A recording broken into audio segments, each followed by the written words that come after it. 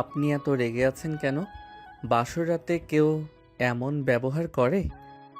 কিসের বাসর রাত? মানি না আমি এই বিয়ে? আমাকে কি খেলনা পেয়েছে সবাই? যে যার মতো ব্যবহার করবে। এমন বলছেন কেন? আমি কি খারাপ? নাকি আমার চরিত্র খারাপ? নাকি আমি আপনাকে ভালো রাখতে পারবো না? ভালো খারাপের কথা হচ্ছে না ইমন। আমার তো একটা পছন্দ থাকতে পারে। বাবা কি করে তোমার মতো জুনিয়র ছেলের সাথে আমার বিয়ে দিল? আমি কিছুতেই মানতে পারবো না। কেন মানবেন না? বিয়ে হয়ে গেছে, এখন এসব বলা মানায় না। আর এমন তো না যে আমি জোর করে বিয়ে করেছি আপনাকে। পরিস্থিতি এমনই ছিল, এতে কারো হাত ছিল না। আপনার বাবার ইচ্ছেতেই বিয়েটা হয়েছে। পরিস্থিতি যাই হোক, তাই বলে তোমার সাথে বিয়ে দিয়ে দিবে? এটা আমি কিছুতেই মানতে পারবো না। একটা জুনিয়র ছেলে আমার স্বামী, ভাবতেই লজ্জায় মরে যেতে ইচ্ছে করছে। এত লজ্জার কি আছে? এমন তো না যে আপনি প্রথম জুনিয়র ছেলেকে বিয়ে করেছেন। এমন তো অনেক আছে। তাহলে আপনার এতে কি সমস্যা? লোকে করলে আমাকেও করতে হবে? কিছুতেই না। আমি মানবো না তোমাকে, বুঝেছো? আমার থেকে কিছু আশা করো না। আপনি আমার স্ত্রী, আপনার থেকে আশা করা দোষের কিছু না। স্বাভাবিক কিছু চাওয়া, একটু কথা বলা, একটু সম্মান পাওয়ার আশা, এগুলো কি খুব বেশি কিছু? আমি তো আপনার কাছে অসম্মান চাইনি, শুধু স্বীকৃতি চেয়েছি। স্বীকৃতি? তুমি স্বপ্ন দেখছো নাকি? আমার জীবনের সবচেয়ে বড় সিদ্ধান্ত আমাকে না জানিয়ে নেওয়া হয়েছে, আর তুমি চাও আমি হাসি মুখে সব মেনে নেই? এটা কোনো সিনেমা না ইমন। আমার জীবন, আমার ক্যারিয়ার, আমার সম্মান সব কিছু আছে এখানে। আর এই বাড়িতে থাকলে আমার দম বন্ধ হয়ে যাবে। ইমন শান্ত চোখে তাকিয়ে থাকে, কিন্তু সেই শান্তির ভেতরে অদ্ভুত এক জেদ লুকিয়ে। রাগ দেখিয়ে লাভ নেই। আমি জোর করে বিয়ে করি নাই। আপনার বাবার সিদ্ধান্ত, আমার বাবার সম্মান আর পরিস্থিতির চাপে এই বিয়ে হয়েছে। আমি তো আপনার হাত ধরে টেনে আনিনি। তাই সব মেনে নিন, তাতেই ভালো হবে। সময় লাগবে, আমি অপেক্ষা করব, কিন্তু এভাবে অপমান করবেন না। নীলা তৎক্ষণাৎ ঘুরে দাঁড়ায়, তার ঠোঁট দুটো আগুনের মতো জ্বলছে, ঠোঁট কাঁপছে রাগে, অপমানে, অসহায়ত্বে। কিছুতেই না। তুমি ভাবছো সময় গেলে সব ঠিক হয়ে যাবে? আমি এত সহজ না ইমন। আমি কাউকে ভালোবাসিনি বলেই যে কাউকে বিয়ে করে ফেলবো এমনও না। আমার নিজের একটা মান সম্মান আছে, একটা অবস্থান আছে। আর তুমি, তুমি আমার থেকে জুনিয়র। এই কথা ভাবলেই আমার মাথা নিচু হয়ে আসে। জুনিয়র হওয়াটা কি অপরাধ? বয়সে ছোট মানে অযোগ্য? আমি কি আপনার সম্মান রাখতে পারবো না? নাকি আপনি ভয় পাচ্ছেন লোকে কি বলবে? লোকে কি বলবে সেটা আমি কেয়ার করি না, কিন্তু নিজের ভেতরে যে অস্বস্তি সেটা তুমি বুঝবে না। আমি স্বপ্ন দেখেছিলাম আমার জীবন সঙ্গী হবে আমার সমান, আমার থেকে বড়, যার উপর নির্ভর করা যায়।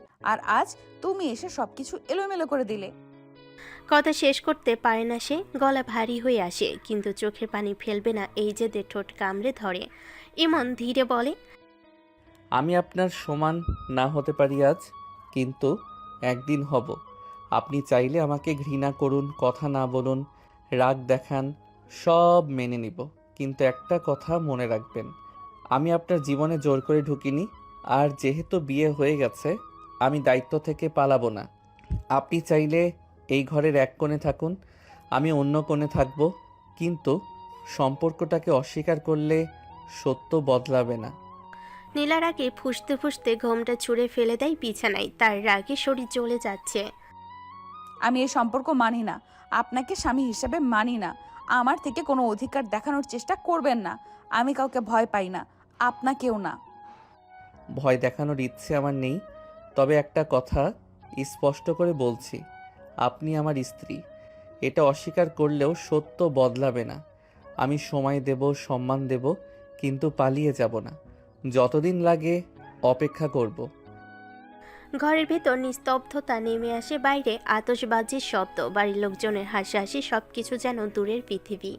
সবকিছুই এই দরজার ভেতরে এসে থেমে গেছে। এখানে শুধু দুজন মানুষ, দুটো বিপরীত অহংকার আর অস্বস্তিকর এক নীরবতা। নীলা ধীরে ধীরে নিজের ভারী গহনাগুলো খুলতে থাকে। চুরির শব্দ কানে তুলে টুংটাং সব মিলিয়ে অদ্ভুত এক উত্তেজনা জমে ওঠে ঘরের ভেতর। তার মুখ শক্ত, চোখে কঠিন সিদ্ধান্তের ছাপ। ইমন কিছুটা দূরে দাঁড়িয়ে, সে এগিয়ে আসে না কিন্তু সরে গিয়েও দাঁড়ায় না, যেন মাঝখানে আটকে আছে। নীলা হঠাৎ ঘুরে তাকায়। কাছে আসবেন না, একদম না। এই দূরত্বটাই ঠিক আছে। তার কণ্ঠে এমন কঠোরতা যেন একটা দেওয়াল তুলে দিল সামনে। ইমন থেমে যায়, এক পা এগোনোর ইচ্ছেটা সেখানেই থেমে থাকে। আমি তো কিছু করছিলাম না। দরকার নেই কিছু করার। আমি পরিষ্কার বলছি, আমার কাছে আসার চেষ্টা করবেন না। এই বিয়ে আমার ইচ্ছায় হয়নি, তাই আমার ব্যক্তিগত জায়গায় ঢোকার কোনো অধিকার তোমার নেই। কথা শেষ করে নীলা বিছানায় এক কোণে গিয়ে শুয়ে পড়ে, মুখটা ঘুরিয়ে নেয় দেওয়ালের দিকে, যেন এই মানুষটার অস্তিত্বই সে দেখতে চায় না। ইমন কিছুক্ষণ স্থির দাঁড়িয়ে থাকে, তারপর ধীরে ধীরে সোফার দিকে যায়। তার বসার আগে আবার বলে ওঠে, স্বামী স্ত্রীর সম্পর্ক না হোক, অন্তত বন্ধুর মতো একটা সম্পর্ক রাখুন। আমরা দুজনই তো শিক্ষিত মানুষ। শত্রুর মতো থাকলে কষ্ট বাড়বে, বন্ধুর মতো থাকলে অন্তত কথা বলা যাবে। কিছুতেই না। তুমি এইভাবে কাছে আসার পথ খুঁজছো, সেটা করো না। বন্ধু কথাটা বলে ধীরে ধীরে আমার জীবনে জায়গা নেবে, এই প্ল্যান করলে ভুল করবে। আমি এতটা বোকা না। ইমন এবার একটু থেমে যায়, তার চোখে প্রথমবারের মতো ক্ষীণ রাগের ছাপ দেখা যায়। আপনি আমাকে এতটা খারাপ ভাবেন? আমি কি এতটাই ছোট আপনার চোখে? বন্ধুত্বের কথা বলাটাও কি অপরাধ? আমি কাউকে বিশ্বাস করি না, বিশেষ করে এমন কাউকে যে হঠাৎ করে আমার স্বামী হয়ে বসে আছে। দূরত্ব থাকলেই ভালো। ইমন এবার সত্যি রেগে যায়, তবে চিৎকার করে না, তার গলার চাপা ক্ষোভ। ঠিক আছে, আপনি যেমন চান তেমনই হবে, কিন্তু একটা কথা মনে রাখবেন, আমি জোর করে আপনার জীবনে ঢুকিনি, আর আমি আপনার কাছে ভিক্ষা চাইতেও আসিনি। বন্ধুত্বের প্রস্তাব দিয়েছিলাম সম্মান থেকে, কৌশল থেকে না। ঘরের বাতাস আবার থমকে যায়। নীলা কোনো উত্তর দেয় না, মুখ ফিরিয়ে শুয়ে থাকে, কিন্তু তার চোখ বন্ধ হয় না। এমন সোফায় বসে দীর্ঘশ্বাস ফেলে। দুজনেই জেগে থাকে, একজন রাগে, আরেকজন আহত অহংকারে। প্রথম রাতেই যেন সম্পর্কটা শুরু হলো ভুল বোঝাবুঝির আগুনে। রাত কেটে গেছে এক অদ্ভুত অস্বস্তির ভেতর দিয়ে। না কেউ ঠিকমতো ঘুমিয়েছে, না কেউ শান্ত হয়েছে। ভোরের আলো ধীরে ধীরে জানালার ফাঁক গলে ঘরে ঢুকছে। নীলার চোখ বন্ধ, কিন্তু সে ঘুমিয়ে নেই। আর ইমন সোফার এক কোণে কুঁজো হয়ে শুয়েছিল, অর্ধেক রাত জেগে। অর্ধেক রাত চোখ বন্ধ করে নিজের ভাগ্যকে বুঝতে চেষ্টা করে। হঠাৎ দরজায় ঠক ঠক শব্দ, ইমনের ভাবির কণ্ঠ ভেসে আসে বাইরে থেকে। ইমন, এই ইমন, ওঠো। সকাল হয়ে গেছে। সবাই বউ দেখতে এসেছে। পাড়ার আন্টিরা বসে আছে ড্রয়িং রুমে। তাড়াতাড়ি করো। ইমন ধরফর করে উঠে বসে, কয়েক সেকেন্ড বোঝার চেষ্টা করে সে কোথায় আছে। তারপর হঠাৎ বাস্তবতা মনে পড়ে যায়। সোফা থেকে ধীরে ধীরে উঠে দাঁড়ায়, চুলগুলো এলোমেলো, চোখে ঘুম আর ক্লান্তির ছাপ স্পষ্ট। সে একবার তাকায় বিছানার দিকে। নীলা এখনও দেওয়ালের দিকে মুখ করে শুয়ে আছে। ইমন একটু ইতস্তত করে তারপর নরম গলায় বলে, নীলা, উঠুন। প্রতিবেশীরা আপনাকে দেখতে এসেছে, সবাই বসে আছে বাইরে। নীলা কোনো সাড়া দেয় না। ইমন একটু চুপ করে থাকে, তারপর ইমন আবার একটু জোরে ডাকে, প্লিজ উঠুন, সবাই অপেক্ষা করছে। ভাবি কয়েকবার ডাক দিয়েছে, এখন না গেলে খারাপ দেখাবে। নীলা ধীরে ধীরে উঠে বসে, চুল এলোমেলো, মুখে বিরক্তি ছাপ। সে রাগী কণ্ঠে বলে, যেই বিয়ে আমি মানি না, এই বিয়ের জন্য নাটক করতে পারবো না। মানুষকে দেখানোর জন্য সাজবো, হাসবো, এইসব আমার দ্বারা হবে না। ইমন কিছুক্ষণ চুপ থাকে, তারপর তার চোখে আবার সে চাপা ধৈর্য। সে এবার একটু স্বাভাবিক কণ্ঠে বলল, এটা নাটক না, সামাজিকতা। আপনি না গেলে উল্টে কথা উঠবে, সবাই ভাববে কিছু হয়েছে। কিছু হয়েছে তো বটেই। আমার ইচ্ছের বিরুদ্ধে বিয়ে হয়েছে, এটা কি কম কিছু? আমি কাউকে খুশি করার জন্য নিজের সত্যিটা লুকাতে পারবো না। ঘরের ভেতর আবার উত্তেজনা জমে ওঠে। ইমন এবার একটু শক্ত গলায় বলে, আপনি সব কিছু নিজের দিক থেকে ভাবছেন, একবার আমার পরিবারের দিক থেকেও ভাবুন। তারা কত আনন্দ নিয়ে সবাইকে ডেকেছে, আপনি না গেলে তারা অপমানিত হবে। অপমান? আমার অপমানটা কেউ দেখলো না, তাই না? এখন আমি না গেলে সমস্যা? ইমন গভীর নিঃশ্বাস নেয়। সে চিৎকার করতে চায় না, কিন্তু ভেতরে চাপা কণ্ঠ ভারী হয়ে আসে। আমি জানি আপনি রাগ করে আছেন, কিন্তু সব জায়গায় রাগ দেখালে চলবে না। অন্তত আজকের দিনটা সামলে নিন, এরপর যা বলার আমাকে বলবেন। নীলা চুপ করে থাকে কয়েক সেকেন্ড, শুধু তাকিয়ে থাকে ইমনের দিকে, যেন ভাবছে এই মানুষটা অভিনয় করছে নাকি সত্যি ধৈর্য ধরছে। তারপর ধীরে বলে, আমি সাজবো না, ভারী শাড়ি পরবো না, কারোর সামনে মাথা নিচু করে বসে থাকবো না। যদি যেতেই হয় যেমন আছি তেমনই যাব। ঠিক আছে, যেমন ইচ্ছে তেমনই যান, কেউ আপনাকে জোর করবে না। ইমন, কি করছো এতক্ষণ? সবাই বসে আছে। ইমন দরজার দিকে হাঁটতে হাঁটতে একবার পেছনে তাকায়। নীলা তখন আয়নার সামনে দাঁড়িয়ে, মুখে রাগ, চোখে অভিমান, আর কোথাও যেন অদৃশ্য এক লড়াই। ঘরের ভিতরের ভারী নীরবতা ধীরে ধীরে ভাঙে। দুজনেই আলাদা আলাদাভাবে ফ্রেশ হতে যায়। কেউ কারোর দিকে তাকায় না, কথা বলে না, কিন্তু উপস্থিতিটা টের পায় দুজনেই। ইমন আয়নার সামনে দাঁড়িয়ে নিজের চুল ঠিক করে, চোখের নিচে হালকা ক্লান্তি, তবু নিজেকে স্বাভাবিক রাখার চেষ্টা। আর নীলা ধীরে ধীরে মুখে পানি ছিটায়। আয়নায় নিজের প্রতিছবি দেখে কয়েক সেকেন্ড চুপ করে থাকে। এই মুখটা গতকাল পর্যন্ত স্বাধীন ছিল, নিজের সিদ্ধান্তে অত্যন্ত ছিল। আজ হঠাৎ করেই কারোর বউ পরিচয়ে দাঁড়িয়ে আছে। সে ভারী শাড়ি বদলে হালকা একটা শাড়ি পরে, গহনা কমিয়ে দেয়, সাজগোজের বাড়াবাড়ি নেই, কিন্তু স্বাভাবিক সৌন্দর্যটা ঢাকা পড়ে না। মুখে কোনো হাসি নেই, শুধু নির্লিপ্ত এক অভিব্যক্তি। ইমন দরজার কাছে দাঁড়িয়ে বলে, চলেন, সবাই অপেক্ষা করছে। নীলা একবার তাকাই, কোনো উত্তর দেয় না। ধীরে ধীরে দরজার দিকে এগিয়ে আসে। দুজন পাশাপাশি হাঁটছে, কিন্তু মাঝখানে অদৃশ্য একটা দূরত্ব। সিঁড়ি দিয়ে নিচে নামার আগেই ড্রয়িং রুমের কোলাহল শোনা যাচ্ছে। মহিলাদের ফিসফাস হাসাহাসি, কারো কারো কৌতূহলী গলা। নিচে নামতেই ইমনের ভাবি এগিয়ে আসে, মুখে উচ্ছ্বাস ভরা হাসি। আরে এসে গেছে আমাদের নতুন বউ। আসো আসো নীলা, এইদিকে আসো। ভাবি নীলার হাত ধরে নিচে নিয়ে যায়। হাতটা ধরলেও নীলার শরীরের টান স্পষ্ট। সে স্বাভাবিক থাকার চেষ্টা করছে, কিন্তু অস্বস্তিটা লুকানো কঠিন। পরিবারের লোকজন তো আগে থেকেই নীলাকে চেনে, ছোটবেলা থেকেই আসা যাওয়া ছিল, কারণ নীলা ইমনের বাবার বন্ধুর মেয়ে। তাই বাড়ির সবার চোখে সে নতুন না, শুধু নতুন হয়েছে সম্পর্কের পরিচয়টা। কিন্তু প্রতিবেশীরা তো এত কিছু জানে না, তাদের চোখে আছে নতুন বউ। কৌতূহল আর মাপচোক ভরা দৃষ্টি নিয়ে তারা তাকিয়ে আছে। ভাবি হাসি মুখে বলতে শুরু করে, দেখেছেন আপনারা, এ হচ্ছে আমাদের নীলা। ছোটবেলা থেকেই চিনি আমরা। আব্বুর বন্ধুর মেয়ে, এখন আমাদের ঘরের বউ। ও, আগে তো দেখিনি কখনো। খুব সুন্দর তো, মাশাআল্লাহ। কি রে নীলামা?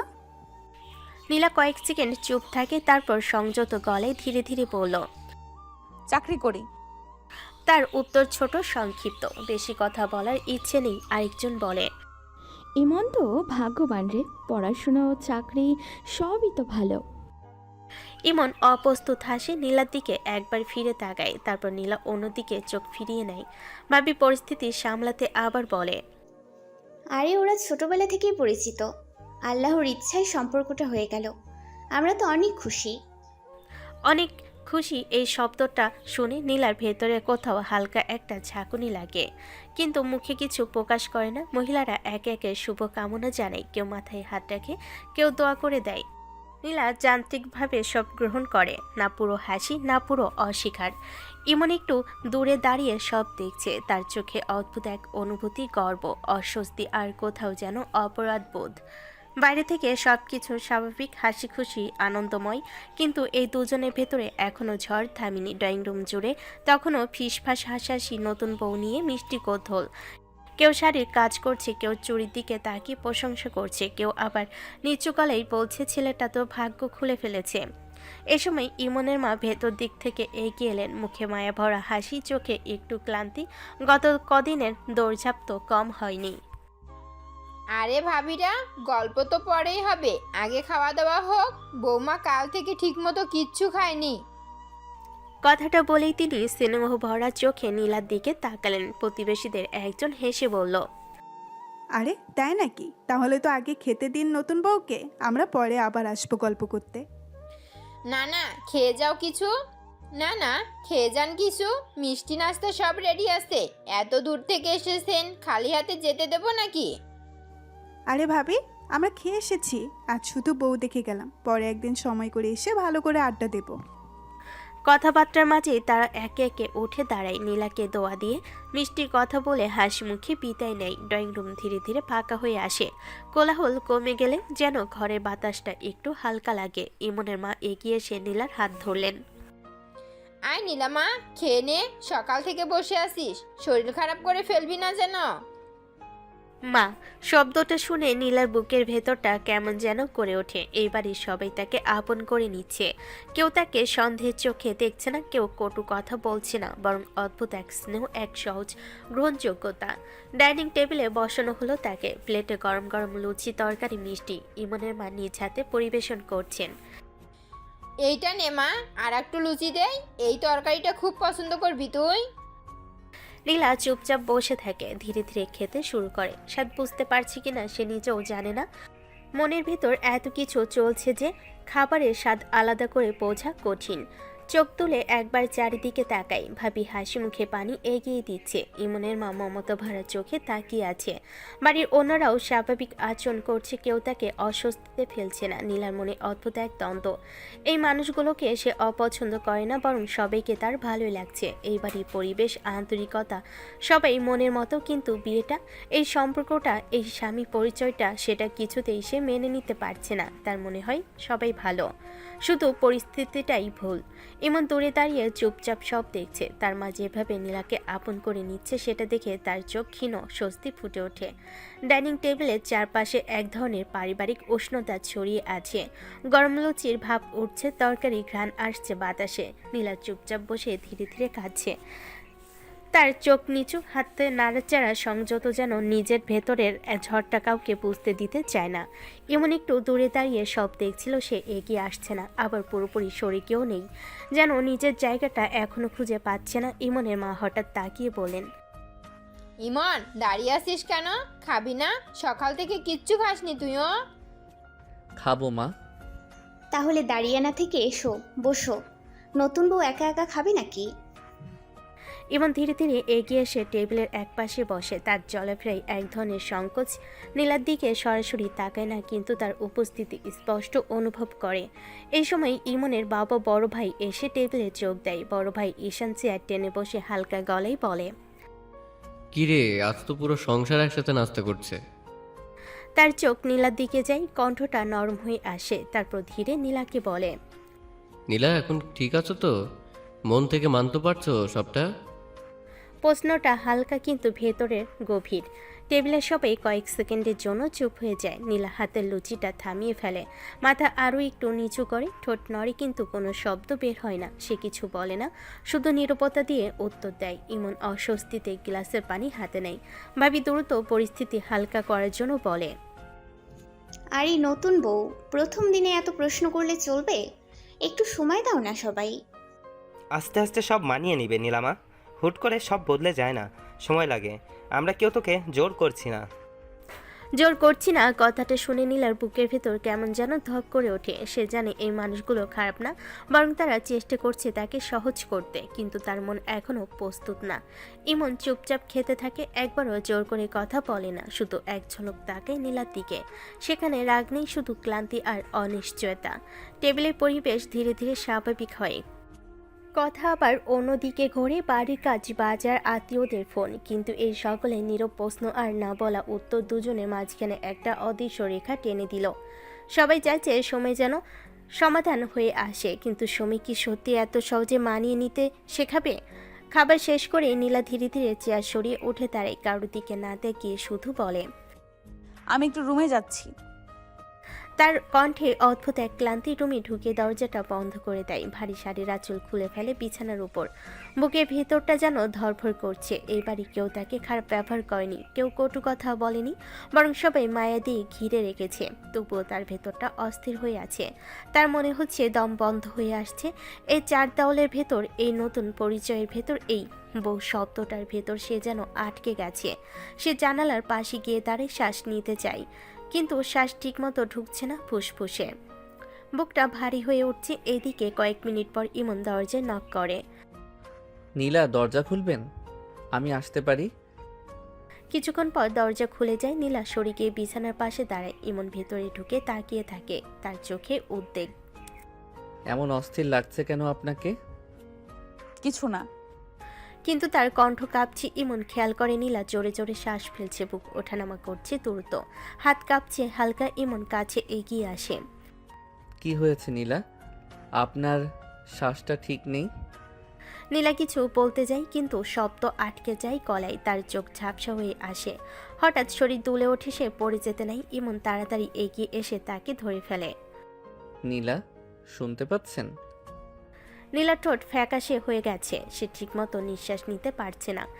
ইমন মুহূর্তের জন্য ঘাবড়ে যায়, তারপর সাহস করে তাকে বিছানায় শুয়ে দেয়। তার মুখের কাছে ঝুঁকে দ্রুত শ্বাস নিতে শুরু করে, মুখে মুখ লাগিয়ে বাতাস ঢোকাতে থাকে, যেন তার দমটা ফিরে আসে কয়েক সেকেন্ড, যা মনে হচ্ছিল অনেক দীর্ঘ সময়। ধীরে ধীরে নীলের বুকের ওঠানামা স্বাভাবিক হতে শুরু করে, তার আঙ্গুল নড়ে ওঠে, চোখের পাতা কাঁপে। ইমন ভাব ছেড়ে বাঁচে। ইমন নরম গলায় বলে, ঠিক আছেন? শুনতে পাচ্ছেন আমাকে? নীলার চোখ আস্তে আস্তে খুলে যায়। কয়েক মুহূর্ত সে বোঝার চেষ্টা করে কি হয়েছে। তার মুখ এখনো খুব কাছে ইমনের মুখের। দুজনে নিঃশ্বাস একসাথে মিশে আছে। হঠাৎ সেই ভয়, সেই দুর্বলতার মুহূর্তটা এক আবেগে বদলে যায়। ইমন অদ্ভুত এক টানে নীলার দিকে ঝুঁকে পড়ে, তার কপালে হাত রেখে ফিসফিস করে। ভয় পেয়ে গিয়েছিলাম। আর তারপরেই হঠাৎ তার ঠোঁট ছুঁয়ে ফেলে নীলার ঠোঁট। একটা গভীর আবেগময় স্পর্শ। নীলা পুরোপুরি হুঁশে ফিরে আসে। সেই মুহূর্তেই চোখ বড় বড় হয়ে যায়। সে হতবাক হয়ে যায়, কি হচ্ছে বুঝতে পারে না কয়েক সেকেন্ড। ইমন, সে সরাতে চায় তাকে, হাত দিয়ে ঠেলতে চায়, কিন্তু ইমন যেন মুহূর্তের আবেগে আরো কাছে টেনে নেয় তাকে। তার হাত শক্ত হয়ে যায় নীলার পিঠে। ঘরের বাতাস আবার ভারী হয়ে ওঠে। নীলার চোখ পুরোপুরি খুলে গেছে, তার বুক এখনো ধরফর করছে, কিন্তু শ্বাস স্বাভাবিক। ইমন এখনো খুব কাছে, তার চোখে ভয় মেশানো স্বস্তি। কয়েক সেকেন্ড আগেও সে ভেবেছিল নীলাকে হারিয়ে ফেলবে। ইমন ফিসফিস করে, আমি সত্যি ভয় পেয়ে গিয়েছিলাম। আপনাকে এমন দেখে মাথা কাজ করছিল না। কথাগুলো বলার সময় তার গলায় কাঁপন। হঠাৎ সেই ভয় আর অস্থিরতা মিলেমিশে এক আবেগের রূপ নেয়। সে ধীরে ধীরে নীলা মুখের কাছে ঝুঁকে আসে। নীলা হতভম্ব হয়ে তাকিয়ে থাকে, কি করবে বুঝতে পারে না। শরীর এখনো দুর্বল, মন বিভ্রান্ত। ইমন আবেগের বশে তার ঠোঁট ছুঁয়ে ফেলে। এক মুহূর্ত, দুই মুহূর্ত। তার স্পর্শে আতঙ্ক নেই, কিন্তু তীব্রতা আছে, অতিরিক্ত আবেগের তীব্রতা। নীলা জমে যায়, তার মাথায় কাজ করছে না ঠিক মতো। ইমন তাকে আরো কাছে টেনে নেয়, যেন এই মুহূর্তে সে নিশ্চিত হতে চায় নীলা ঠিক আছে, সত্যি আছে তার সামনে। সে নীলার কপালে গালে দ্রুত চুমু এঁকে দেয়, গলার কাছে মুখ রাখে। নীলা এবার ধাক্কা দিয়ে ওঠে। ইমন, কি করছো তুমি? সরো। তার কণ্ঠে রাগ আর বিস্ময়ের ঝড়, কিন্তু ইমন তখনও আবেগের ঘোরে আবারও তার মুখের কাছে ঝুঁকে পড়ে। আমি বলছি সরো। এবার সে জোরে ধাক্কা মেরে দেয়। ইমন পিছিয়ে যায় কয়েক পা। হঠাৎ যেন তার হুঁশ ফিরে আসে। সে অস্থির হয়ে দাঁড়িয়ে থাকে, নিজের আচরণ বুঝতে পেরে মুখের রং বদলে যায়। আমি আসলে... কথা আটকে যায় তার গলায়। নীলার চোখ লাল হয়ে গেছে রাগে। এটা কি? আমি কি বলিনি দূরে থাকতে? আমি দুর্বল ছিলাম বলে সুযোগ নেবে? না, আমি সুযোগ নিতে চাইনি। আমি সত্যি ভয় পেয়েছিলাম, মাথা ঠিক ছিল না। ঘরের ভেতর আবার নিস্তব্ধতা। এই নিস্তব্ধতায় এখন নতুন কিছু যোগ হয়েছে, অস্বস্তি, সীমা লঙ্ঘনের কষ্ট আর এক ফোঁটা অপরাধবোধ। ইমন ধীরে বলে, আমি ভুল করেছি, সরি। নীলা মুখ ঘুরিয়ে নেয়। তার বুক আবার ওঠানামা করছে, কিন্তু এবার সেটা রাগে। নীলা বিছানার উপর বসে কিছুক্ষণ চুপচাপ থাকে, বুক এখনো ধরপড় করছে, চোখে অদ্ভুত এক জ্যোৎস্না ঝাপসা, হাত একটু কাঁপছে। আচ্ছা, গোসল করে আসি, তখন ফ্রেশ লাগবে। শব্দগুলো বলার সঙ্গে সঙ্গে সে শাড়ি নিয়ে ওয়াশরুমে রাখে, হালকা কাপড় গায়ে ওয়াশরুমের পাশে দাঁড়িয়ে আয়নার দিকে তাকায়, চোখে অদ্ভুত ভাব, মনেও নানা প্রশ্ন। ইমন এত কাছে কেন আসলো? তার স্পর্শ আমার শরীর কেন কাঁপছে? কেন আমার এমন অনুভূতি? এমন তো হবার কথা না। শরীরের ভেতরে অদ্ভুত কম্পন, মনের ভেতরে অজানা ঝোঁক। নিজের অনুভূতিকে সে বুঝতে পারছে না, শুধু অনুভব করছে। ধীরে ধীরে গোসলের জন্য পানি ঢালে, ঠান্ডা পানি স্পর্শ করে তার গায়ে। বুক হালকা হয়, কিন্তু তার মনের ভেতর টান এখনো রয়ে গেছে। সে এদিকে রুমের অন্য প্রান্তে ইমন চুপচাপ বসে থাকে, নিজের দিকে তাকিয়ে নয়, বরং নীলা দরজার দিকে চোখ। কেন আমি শান্ত থাকতে পারছি না নীলার কাছে গেলে? শুধু ওকে কাছে পেতে মন চাচ্ছে। তার হাত, পা, চোখ সব জায়গাতেই অদ্ভুত উত্তেজনা, নিজের আবেগকে নিয়ন্ত্রণ করার চেষ্টা করছে, কিন্তু ভেতরে মন যেন অন্যদিকে টানছে। নীলা গোসলের সময় পানি ঝরছে গায়ে, তার চোখে অদ্ভুত এক আবেগ, মন ভরে ওঠে রাগ, দ্বিধা, আকর্ষণ সব একসাথে। রুমের নীরবতা, পানি ঝরার শব্দ, নিজের দূরত্ব, হৃদকম্পন সব মিলেমিশে দুজনের মধ্যে অদ্ভুত এক টান তৈরি করছে। নীলা গোসল শেষ করে হালকা তোয়ালে গায়ে ঘিরে দাঁড়ায়, চোখে অদ্ভুত ভাব, রাগ, দ্বিধা, লজ্জা সব একসাথে। ইমন কিছুক্ষণ দরজার বাইরে চুপচাপ দাঁড়িয়ে থাকে, হঠাৎ নিজেকে বলে, এখনো কাছে গেলে নিজের আবেগকে নিয়ন্ত্রণ করতে পারবো না, শুধু ওকে কাছে পেতে চাই। নীলা গোসল শেষ করে শাড়ি পরে দরজা খুলে বের হয়, ধীরে ধীরে তার পা মেঝেতে রাখে, চোখে হালকা রাগ আর অদ্ভুত এক আত্মবিশ্বাস মিশে আছে। ইমন ঘরে বসে থাকে, হঠাৎ তার চোখ নীলার দিকে যায়, সে হাঁ করে তাকিয়ে থাকে, চোখ বড়, মুখে অচেনা রং, কিছুটা অবাক, কিছুটা আনন্দ, কিছুটা আকর্ষণ। নীলা একবার থেমে তাকিয়ে থাকে। ইমন এভাবে তাকাবে না। কি করব? নিজের বউকে তো দেখতেই পারি, তাই না? না, পারো না, আমি মানি না তোমাকে। ইমন ধীরে এগিয়ে আসে, তার চোখে এক অদ্ভুত দৃঢ়তা, মুখে ফিস ফিস করে বলল, মানলেও বউ, না মানলেও বউ, আমার বউই থাকবেন। নীলার গলা ধরে আসে, চোখ বড় হয়ে যায়, রাগের আগুন ফেটে ওঠে। সে হঠাৎ এগিয়ে এসে দুহাত তুলে ইমনের হাত ঠেলে দেয়। হ্যালো, তুমি কি ভাবছো আমি সহজে মানবো? দূরে থাকো, না হলে রাগ দেখবে। ইমন সামান্য পিছিয়ে আসে, কিন্তু চোখে সেই আগের আকর্ষণ অটুট। আমি দূরে থাকবো? নীলা, আপনি জানেন আমি থাকতে পারবো না দূরে। নীলার রাগ বাড়তে থাকে, তার হাত একটু কাঁপছে, বুক ধরফর করছে। সে চোখে চোখ রেখেই বলে, আমি বলছি মানি না। ইমন নীলার দিকে চোখে অদ্ভুত দৃঢ়তা নিয়ে তাকিয়ে থাকে, তার কণ্ঠ ধীর, কিন্তু শব্দে তীব্রতা আছে। নীলা, আপনাকে মানতে হবে। বিয়ে কি ছেলে খেলা নাকি? নীলা হঠাৎ পিছু হটে, চোখে রাগ আর কটূক্তি মিশে যায়, গলা স্বর তীক্ষ্ণ হয়ে ওঠে। এইসব আমি জানি না, জোর করে বিয়ে দিয়েছে, আমি কেন মানবো? ইমন ধীরে এগিয়ে আসে, চোখে অদ্ভুত দৃঢ়তা, মুখে শান্ত অথচ অটুট মনোভাব। মানবেনি নীলা, কারণ বিয়েটা হয়ে গেছে। এত অমত থাকলে আগেই ভেঙে দিতেন। নীলার চোখে আগুন জ্বলে ওঠে, সে হাতে শক্তি নিয়ে ইমনের দিকে চেয়ে বলল, আগে কি জানতাম নাকি? আগে কি কেউ বলেছিল আমাকে? আমি তো জানতে পারিনি এই বিয়ের কথা। ইমন একটি গভীর শ্বাস ফেলে, মুখে হালকা হাসি, চোখে নিঃশব্দ দৃঢ়তা। আগে জানতেন কিনা সেটা এখন গুরুত্বপূর্ণ নয়, এখন বিয়ে হয়ে গেছে। আপনি আমার বউ, আর আমি পালাবো না, যতই আপনি বিরোধ করুন। আমি মানবো না, এত সহজে মানবো না। তুমি যতই বলো, যতই চাপ দাও, আমি কিছুতেই রাজি হব না। ইমন ধীরে ধীরে এগিয়ে আসে, কিন্তু হাত বাড়ে না, শুধু চোখে দৃঢ়তার সঙ্গে ফিসফিস করে বললে, আমি জানি আপনি সহজে মানবেন না, ঠিক তাই আমি সময় দেব। কিন্তু এই বিয়ে, এই সম্পর্ক, এটা সত্য, আর সত্যকে অস্বীকার করা সম্ভব নয়। সত্য? সত্য কি শুধু তোমার মনের মতো? রাতে খাবার শেষে ঘরের বাতাস এখনো গরম, কিন্তু হালকা নীরবতা। বাইরে রাতের বাতাস ছড়িয়ে পড়েছে জানালার ফাঁক দিয়ে। নীলা ধীরে ধীরে রুমের দিকে আসে, শাড়ির আঁচল হালকা করে গায়ে ঘিরে রাখে, চোখে অদ্ভুত এক ক্লান্তি, বুক এখনো ধরফর করছে। ইমন রুমে ঢুকেছে, সে একপাশে দাঁড়িয়ে তাকায়, কিছুক্ষণ চুপ থাকে, তারপর বলে, নীলা, সোফাতে থাকতে পারবো না, আমার শরীর সেখানে আটে না। খাটের এক পাশে শুয়ে পড়ো, কিন্তু সীমা ছাড়াবে না ইমন। আচ্ছা। নীলার চোখে জেদ, মুখে অদ্ভুত এক শক্তি। সে জানে ইমন যতই মঞ্চে কাছে আসতে, সে নিজের সম্মান রক্ষা করবে। ইমন ধীরে ধীরে খাটের পাশে বসে, চোখে স্নেহ আর অদ্ভুত আকর্ষণ, কিন্তু হাত, শরীর সবকিছু সীমার মধ্যে। নীলা একপাশে শুয়ে পড়ে, চোখে অদ্ভুত ভাব, বুক ধীরে ওঠানামা করছে। সে ভাবছে ইমন এত কাছে, যদি কিছু করে ফেলে। রাত গভীর, ঘরের বাতাস শান্ত, জানালা দিয়ে হালকা বাতাস ভেতরে প্রবেশ করছে। খাটের একপাশে নীলা শুয়ে আছে, চোখ বন্ধ, কিন্তু মনটা শান্ত নয়। তার বুক এখনো ধরফর করছে, মনে অদ্ভুত উত্তেজনা। ইমনও খাটের পাশে শুয়ে আছে, চোখ বন্ধ, কিন্তু মুখ কিন্তু ঘুম শান্ত নয়। মনে মনেই নীলার প্রতি অদ্ভুত টান অনুভব করছে। গভীর রাতে হঠাৎ ঘুমের মধ্যে ইমন অজান্তে নীলার দিকে হেলে পড়ে। ঘুমের ভেতরও তার হৃদয় গাঢ়। নীলা হালকা কেঁপে ওঠে, চোখ বুজে রাখলো। শরীরের প্রতিটি নিঃশ্বাসে সে অস্থির। ইমন ঠিকভাবে বুঝতে পারছে না কি করছে, শুধু ঘুমের স্বপ্নের মতো টান অনুভব করছে।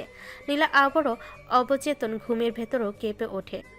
সে যেন স্বপ্নে খোঁজ পাচ্ছে অজানা স্পর্শের। হঠাৎ নীলার চোখ খোলার চেষ্টা করে, মনে ভর করে ইমন কাছে এসেছে। শরীর কেঁপে ওঠে, চোখ বড় হয়ে যায়। ইমন এত কাছে?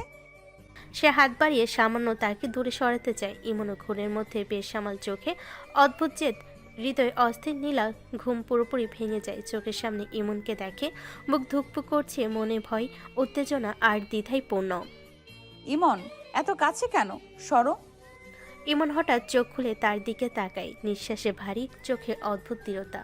কোনো হাত ছোঁয়ায়নি, কিন্তু ঘুমের মধ্যে তার উপস্থিতি এত কাছে। নীলা মনের মধ্যে হঠাৎ উত্তেজিত, অস্থির।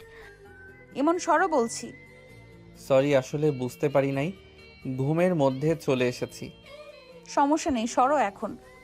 সকাল, সূর্যের নরম আলো ঘরের জানালা দিয়ে ভেতরে ঢুকছে। নীলা আয়নার সামনে দাঁড়িয়ে শাড়ির আঁচল ঠিক করছে। চোখে অদ্ভুত এক মনোযোগ, মুখে জেদ আর অস্থিরতার ছোঁয়া। ইমন হঠাৎ রুমের দরজা থেকে ধীরে ধীরে আসে, চোখে এক অদ্ভুত ঝিলিক, মুখে হালকা হাসি। আপনি কোথায় যাচ্ছেন এত সকালে? তুমি ভুলে যাচ্ছ আমি জব করি, অফিসে যেতে হবে। ভুলবো কেন, আমি তো জব করি। একসাথে যাই, তাহলে সকালটা একসঙ্গে কাটবে। দরকার নেই, আমি একা চলতে পছন্দ করি। নীলা শেষবার আয়নায় নিজের মুখ দেখে শাড়ি ঠিক করে, ব্যাগ হাতে নিয়ে রুম থেকে বের হয়। নীলা নিচে পা রাখতেই ইমনের মা দেখতে পেয়ে ধীরে হাসে। অফিস যাচ্ছ নীলা? হ্যাঁ মা। বসো না, খেয়ে যাও, খেয়ে না গেলে যেতে পারবে না। নীলা একটি হালকা হাসি দিয়ে বসে যায়, হালকা নাস্তা খেয়ে নেয়। নাস্তা শেষে সে উঠে ব্যাগ নিয়ে রুম থেকে বের হয়। ইমনও ধীরে ধীরে রেডি হয়ে নিচে আসে, তার চোখে অদ্ভুত এক জেদ আর হালকা আগ্রহ, মুখে তীক্ষ্ণ হাসি। ইমনের মা তাকিয়ে দেখে ছেলের দিকে। ইমন, খেতে বস। হ্যাঁ মা। সে ধীরে ধীরে খেতে বসে, হালকা নাস্তা খায়। খাবারের সঙ্গে যেন মন একটু প্রশান্ত হয়। খেয়ে শেষ করলে ব্যাগ নিয়ে অফিসের পথে রওনা দেয়। ঘরে এখন নীরবতা। ইমনের মা আর ভাবি একসাথে দাঁড়িয়ে দুপুরে খাবারের জন্য প্রস্তুতি নিতে শুরু করে। রান্নার ঘ্রাণ ঘর ভরে দিচ্ছে। ইমন চলে যাওয়ার পরে নীলা অফিসে পৌঁছায়। সে ডেস্কে বসার সঙ্গে সঙ্গে তার বান্ধবী পাশে এসে পড়ে, চোখে কৌতূহল, মুখে হালকা খোঁচা। নীলা, কাল অফিসে আসিসনি কেন? এমনি ব্যস্ত ছিলাম।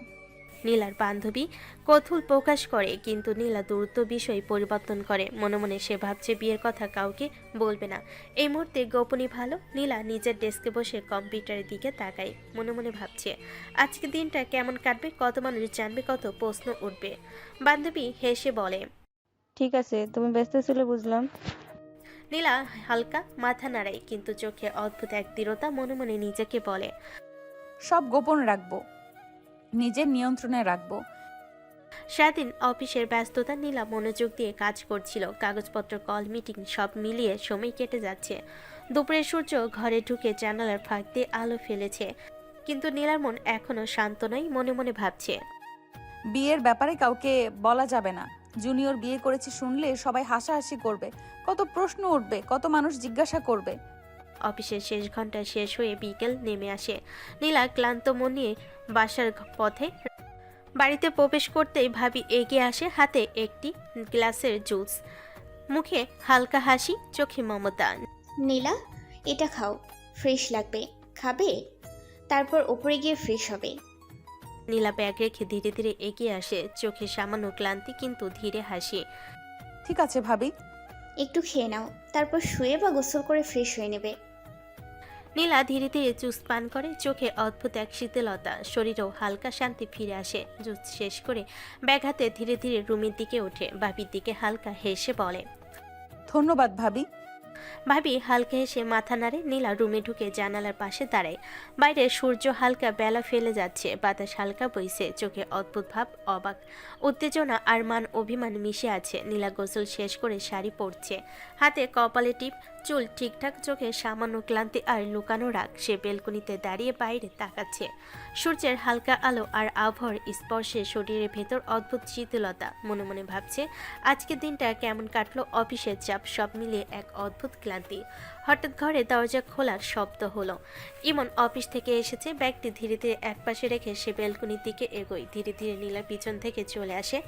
হাত নিঃশব্দে তার কোমরের ভেতর দিয়ে জড়িয়ে ধরে। নীলা হঠাৎ চমকে ওঠে, হাত তুলে পিছনে ঠেলে দেয়। কি করছো ইমন? বেশি কিছু না শোনা, শুধু একটু আদর। এসব চাই না আমি, আমার কাছে আসার দরকার নেই। ইমন ধীরে ধীরে এগিয়ে আসে, চোখে অদ্ভুত দৃঢ়তা।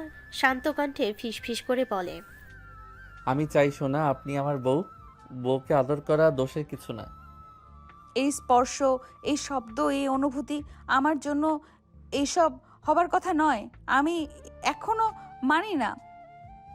মানেন বা না মানেন, আমি আপনাকে যতটা সম্ভব সম্মান দেব, কিন্তু আপনি আমার বউ। বউকে আমি কাছে পেতে চাই। নীলা চুপ, চোখে অদ্ভুত জেদ। বুক ধুকপুক করছে। মান, অভিমান আর অচেনা টান সব মিলেমিশে তাদের মধ্যে ঘন এক অনুভূতি তৈরি করছে। বেলকনিতে হাওয়া বইছে, বাইরে সূর্যের আলো ধীরে ধীরে মিলান হয়ে আসছে, কিন্তু দুজনের ভিতরে আলাদা ঝড় বইছে। বিকালে নরম আলো ঘরের ভেতর ছড়িয়ে পড়েছে। জানালার পাশের ছোপায় চুপচাপ বসে আছে নীলা।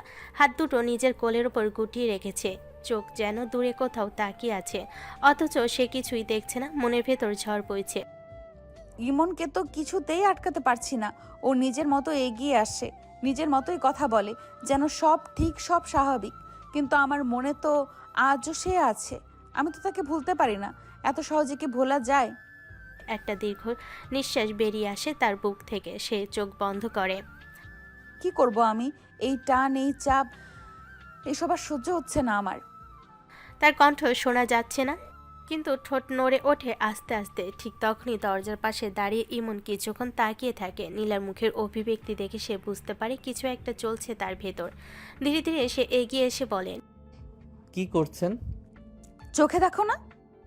দেখছি তো, ধ্যানে আছেন মনে হচ্ছে। নীলা আবার তাকাই, চোখে বিরক্ত, কিন্তু সেই বিরক্তির নিচে লুকানো অস্থিরতা স্পষ্ট। হ্যাঁ, ধ্যানে আছি, বিরক্ত করো না। ইমন একটু চুপ করে থাকে, তারপর ধীরে ধীরে সামনে এসে দাঁড়ায়, হাসি মুখে বলে, আমার সঙ্গে কথা বলতে এত কষ্ট হয় আপনার? কথা বলতে কষ্ট হয় না, কিছু কিছু কথা আছে যেগুলো বললে আরো কষ্ট বাড়ে। ইমন থমকে যায়। বিকেলের আলো আরো নরম হয়ে আসে। ঘরের ভেতর নীরবতা নেমে আসে। ঘরের ভেতর এক অদ্ভুত নীরবতা নেমে এসেছে। বিকেলের আলো ধীরে ধীরে ফিকে হয়ে আসছে। নীলা জানালার পাশে দাঁড়িয়ে আছে। তার চুলে হালকা বাতাস লাগছে। কিন্তু মনের ভেতরে ঝড় একটুও থামছে না। ইমন কিছুক্ষণ চুপ করে তাকিয়ে থাকে তার দিকে, তারপর খুব ধীরে বলে ওঠে, আমাকে মানতে আপনার এত সমস্যা কেন নীলা? আমি কি এতটাই খারাপ? কথাগুলো বলার সময় তার কণ্ঠে রাগ নেই, অভিযোগ নেই, শুধু কষ্ট। নীলা চুপ, তার ঠোঁট শক্ত হয়ে আছে, চোখের পাতা কাঁপছে সামান্য, কিন্তু কোনো উত্তর নেই। ইমন আর সহ্য করতে পারে না এই দূরত্ব। সে এক পা, তারপর আরেক পা এগিয়ে আসে। দুজনের মাঝখানে ফাঁকা জায়গাটা কমে আসে ধীরে ধীরে। ইমন এবার নীলার একদম সামনে দাঁড়ায়, তারপর খুব আস্তে সাবধানে দুহাত দিয়ে নীলার মুখটা ধরে। নীলা কেঁপে ওঠে। ইমন চোখে চোখ রেখে ফিসফিস করে বলে, আমি আপনাকে ভালোবাসতে চাই, শুধু একটা সুযোগ দিন নীলা। আমি জোর করব না, কষ্ট দেব না, শুধু একটু জায়গা দিন আপনার জীবনে। কথাগুলো যেন বুক ভেঙে বেরিয়ে আসে তার। নীলার বুক ধকধক করছে, শ্বাস ভারী হয়ে গেছে। এই কাছাকাছি থাকা, এই চোখে চোখ রাখা, এই কণ্ঠের কোমলতা, সব মিলিয়ে তার ভেতরের শক্ত দেওয়ালটা কেঁপে উঠছে। ইমন খুব আস্তে ঝুঁকে আসে, তার ঠোঁট ছুঁয়ে যায় নীলার ঠোঁটকে। একটা নরম, একটা ছোট্ট স্পর্শ। নীলা যেন হুঁশে ফিরে আসে হঠাৎ। সে তাড়াতাড়ি দুহাতে ইমনকে সরিয়ে দেয়। না। তার কণ্ঠ কাঁপছে রাগে, ভয়েতে, না কি অন্য কিছুর জন্য সে নিজেও জানে না। এসব করবে না ইমন, আমি বলেছি না আমি এখনো প্রস্তুত না। ইমন কয়েক সেকেন্ড চুপ করে দাঁড়িয়ে থাকে, তার চোখে আঘাতের ছাপ। ইমন ধীরে বলে, আমি অপেক্ষা করব, কিন্তু কতদিন নীলা? আপনি কি একবারও আমার দিকে তাকিয়ে ভাববেন না আমি সত্যি আপনার পাশে থাকতে চাই? নীলা মুখ ঘুরিয়ে নেয়, কিন্তু তার চোখের কোণে জমে থাকা জল আর কাঁপতে থাকা শ্বাস বলে দেয় তার ভেতরের যুদ্ধটা এখন আরও গভীর হয়ে গেছে। ঘরটা আবার নীরব হয়ে গেছে। দুজন মানুষ, দুজনের আলাদা কষ্ট, কিন্তু মাঝখানে এক অদ্ভুত অস্বীকার করা যায় না এমন টান। সন্ধ্যার নরম আলো পুরো বাড়িটাকে একটা শান্ত আবহে ঢেকে দিয়েছে। ঘরের ভেতর বাতাসে রান্নার হালকা গন্ধ, দূরে টিভির শব্দ, আর মাঝে মাঝে কারোর হাসির আওয়াজ ভেসে আসছে। নীলা ধীরে ধীরে রুমে দরজা খুলে বাইরে বের হয়। তার মাথাটা কেমন ভারী লাগছে। সারাদিনের চাপ, মান, অভিমান, ভেতরে যুদ্ধ সব মিলিয়ে বুকটা যেন চেপে আছে। করিডোর দিয়ে হাঁটতে হাঁটতে হঠাৎ তার চোখ আটকে যায় পাশের ঘরে ইমনের বড় ভাই ঈশান আর ভাবি পাশাপাশি দাঁড়িয়ে। ভাবি হালকা হেসে কিছু বলছে, আর ঈশান পেছন থেকে তাকে আলতো করে জড়িয়ে ধরে আছে। দুজনে চোখে চোখ, হাসিতে মিল, কথাই স্বাভাবিক ঘনিষ্ঠতা। কোনো জবাব নেই, কোনো অস্বস্তি নেই, কোনো টানাপোড়ে নেই। সব কিছু কত সহজ, কত স্বাভাবিক। নীলা কিছুক্ষণ চুপচাপ দাঁড়িয়ে তাকিয়ে থাকে। তার বুকের ভেতর অদ্ভুত একটা অনুভূতি খেলে যায়। কত মিল স্বামী স্ত্রীর মধ্যে, কত সহজে কথা বলছে, কতটা স্বাভাবিকভাবে ছুঁয়ে আছে একে অপরকে।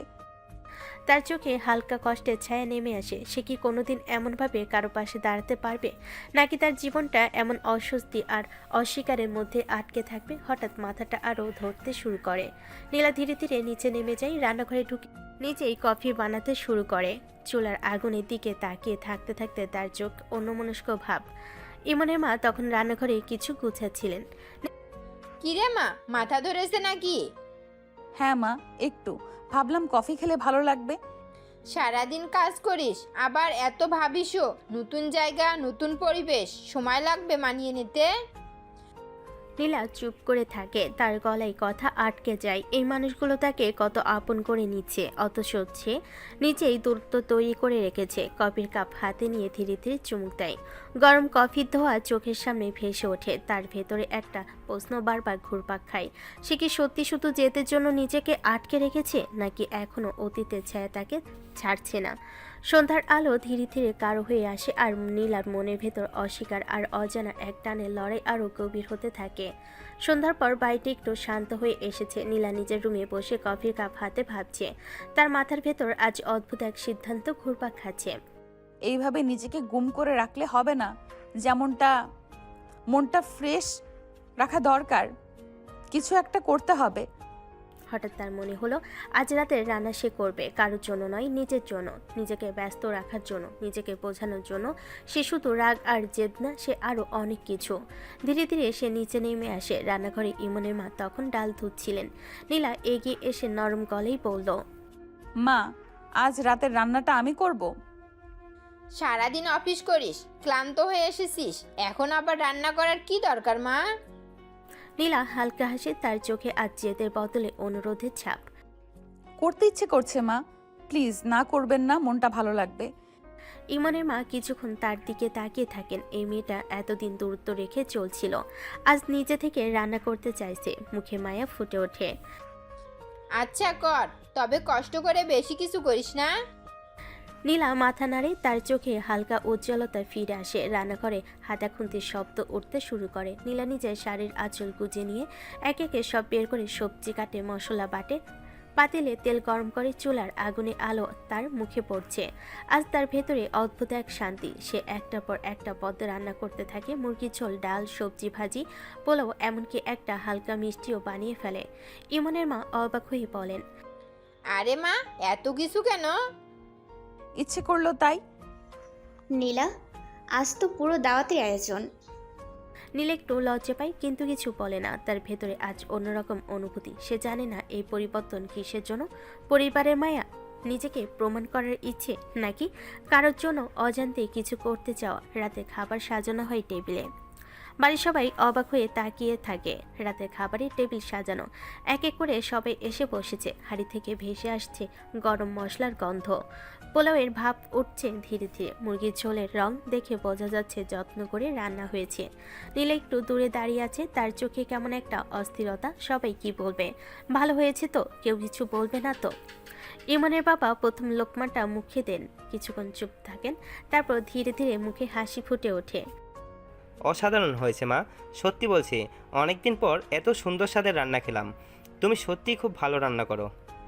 নীলার বুকের ভেতর জমে থাকা টান যেন একটু আলগা হয়ে যায়। সে মাথা নিচু করে ফেলে। ঈশান হেসে বলে ওঠে, আরে নীলা তো আগে থেকেই ভালো রান্না করে। তুমি জানলে কিভাবে? মানে ওই টেবিলে কয়েক সেকেন্ড নীরবতা নেমে আসে। ইমন চুপচাপ তাকিয়ে থাকে বড় ভাইয়ের দিকে। তার চোখে কেমন যেন কৌতূহল আর সূক্ষ্ম প্রশ্ন। ঈশান তাড়াতাড়ি কথাটা সামলে, আরে ওদের বাড়িতে তো আগে থেকেই যাওয়া আসা আমাদের। একদিন নুডলস বানিয়েছিল, তখন খেয়েছিলাম, তাই বললাম। হ্যাঁ, ওদের বাসায় গেলে নীলা ছোট থেকেই রান্নাঘরে ঘুরঘুর করতো। সবাই আবার খাওয়াই মন দেয়। টেবিলে হালকা হাসির শব্দ, কিন্তু ইমন একদম চুপচাপ নীলার দিকে তাকায়। তার চোখে অদ্ভুত কিছু। সে কি শুধু বড় ভাইয়ের কথাই তাকালো, নাকি অন্য কোনো প্রশ্ন তার মাথায় ঘুরছে? নীলা সেটা টের পায়, কিন্তু মাথা নিচু করে ভাত মাখতে থাকে। রাত অনেকটা নেমে এসেছে। বাড়ির সবাই যার যার রুমে চলে গেছে। করিডোরে হালকা আলো জ্বলছে। নীলা ধীরে ধীরে ওয়াশরুম থেকে বের হয়। চুল ভেজা, মুখ ধোয়া, হালকা সুগন্ধ ভেসে আসতে তার শরীর থেকে। আজকের দিনটা যেন অনেক দীর্ঘ ছিল। রুমে ঢুকতেই সে থমকে যায়। ইমন জানালার পাশে দাঁড়িয়েছিল চুপচাপ, কিন্তু তার চোখ নীলার উপর। ইমন ধীরে ধীরে এগিয়ে আসে। দূরত্বটা কমে যায়। তার কণ্ঠ ভারী কিন্তু নরম। আমি আজ আপনাকে কাছে পেতে চাই নীলা। একটা কথা বারবার বলো না। বললে কি সমস্যা? আমি তো আপনার স্বামী। আমি ছুলে কি ক্ষতি হবে আপনার? নীলা এক পা পেছাতে চায়, কিন্তু ইমন হাত ধরে টেনে কাছে আনে। তার নিঃশ্বাস নীলার গলায় লাগে। ইমন মুখ ডুবিয়ে দেয় নীলার গলার কাছে। ধীরে ধীরে গভীরভাবে চুমু খায়। নীলা কেঁপে ওঠে। ছাড়ো ইমন, প্লিজ। তার কণ্ঠে অনুরোধ, কিন্তু ইমন এবার একটু জোরে তাকে আঁকড়ে ধরে। তার চোখে জমে থাকা কষ্ট আর রাগ একসাথে বেরিয়ে আসে। কেন এমন করছেন? কেন আমাকে এভাবে দূরে ঠেলে দিচ্ছেন? আপনার জীবনে কি অন্য কেউ আছে? রুমের বাতাস হঠাৎ ভারী হয়ে যায়। নীলা চুপ করে থাকে কয়েক সেকেন্ড। তার চোখে জল জমে ওঠে। তারপর ধীরে কিন্তু স্পষ্ট গলায় বলে, আমি অন্য কাউকে ভালোবাসি। কথাটা যেন ছুরি হয়ে বিঁধে যায় ইমনের ভিতরে। তার হাত শক্ত হয়ে যায়, চোখ লাল হয়ে ওঠে। কি বললেন আপনি? আমার সঙ্গে বিয়ে করে আমার বাড়িতে থেকে আমার নামের সঙ্গে জড়িয়ে থেকে আপনি অন্য কাউকে ভালোবাসেন? নীলা চোখ নামিয়ে নেয়, কিন্তু আর কিছু বলে না। ইমন এবার পুরোপুরি রেগে যায়। তার চোখে আহত পুরুষের আগুন। সে এক পা পেয়ে যায়। তার ঠোঁট শক্ত হয়ে যায়। কে সে? কে সেই মানুষ? রাতের নীরবতা ভেঙে যেন শুধু তাদের দুজনের শ্বাসের শব্দ শোনা যায়। রুমের ভেতর বাতাস ভারী হয়ে আছে। দুজনের মাঝখানে দাঁড়িয়ে আছে অজস্র না বলা কথা, জমে থাকা অভিমান আর দমিয়ে রাখা রাগ। ইমন স্থির চোখে তাকিয়ে আছে নীলার দিকে। নীলার চোখে জেদ, ঠোঁট শক্ত। তোমাকে বলতে বাধ্য না আমি। কথাটা বলার সময় তার গলার কাঁপন থাকলেও চোখে ছিল এক রোখা দৃঢ়তা। ইমন যেন বিশ্বাসই করতে পারছে না। তার বুক ওঠানামা করছে দ্রুত। নীলা, জোর করবেন না কিন্তু। আমি কিন্তু খারাপ কিছু করে ফেলবো। তার কণ্ঠ ভারী, কিন্তু সেই ভারের নিচে লুকিয়ে আছে আহত অহংকার। নীলা তীক্ষ্ণ দৃষ্টিতে তাকায়। কি করবে? জোর করে কাছে আসবে? দরকার হলে তাই। কথাটা বেরিয়ে যায় হঠাৎ রাগের মাথায়। নীলার চোখ মুহূর্তে জ্বলে ওঠে। বলবো না, যা পারো করো। নীলা, আপনি এখন আমার স্ত্রী। আমার সামনে দাঁড়িয়ে অন্য কাউকে ভালোবাসার কথা বলতে পারেন না। তার কণ্ঠে কষ্ট, রাগ, অধিকার সব মিলেমিশে এক অস্থির সুর। নীলা একটু পিছু হটে না। সে বুক সোজা করে দাঁড়ায়। আমার মন আমি বুঝবো, তোমার কি? এই কথাটাই যেন শেষ আঘাত। ইমনের চোখ রক্তিম হয়ে ওঠে। তার ভেতরে ধৈর্য, অপেক্ষা সব যেন এক মুহূর্তে ভেঙে পড়েছে। সে হাত মুঠো করে ফেলে। এতদিন সম্মান দিয়ে কথা বলেছি, সময় দিতে চেয়েছি, কিন্তু আপনি আমাকে কি ভাবেন? খেলনা? তার কণ্ঠ কাঁপছে রাগে, অপমানে, অসাধ্যে। রাতের নীরবতা যেন তাদের এই তীব্র বাকযুদ্ধকে আরো ভারী করে তুলছে। ইমন আর এক মুহূর্ত নিজেকে সামলাতে পারল না। বুকের ভেতর জমে থাকা রাগ, অভিমান, ভালোবাসা সবকিছু যেন একসাথে বিস্ফোরিত হলো। সে হঠাৎই নীলাকে নিজের দিকে টেনে নিল, এতটাই কাছে যে দুজনের নিঃশ্বাস একে অপরের গালে লাগছে। চোখে চোখ পড়ে রইল কয়েক সেকেন্ড। তারপর কোনো কথা না বলে ইমন তার ঠোঁট নীলার ঠোঁটে চেপে ধরল। নীলা প্রথমে অবাক, তারপর রাগে ফেটে পড়ল। হাত দিয়ে ঠেলে সরাতে চাইল, ইমন ছাড়ল না।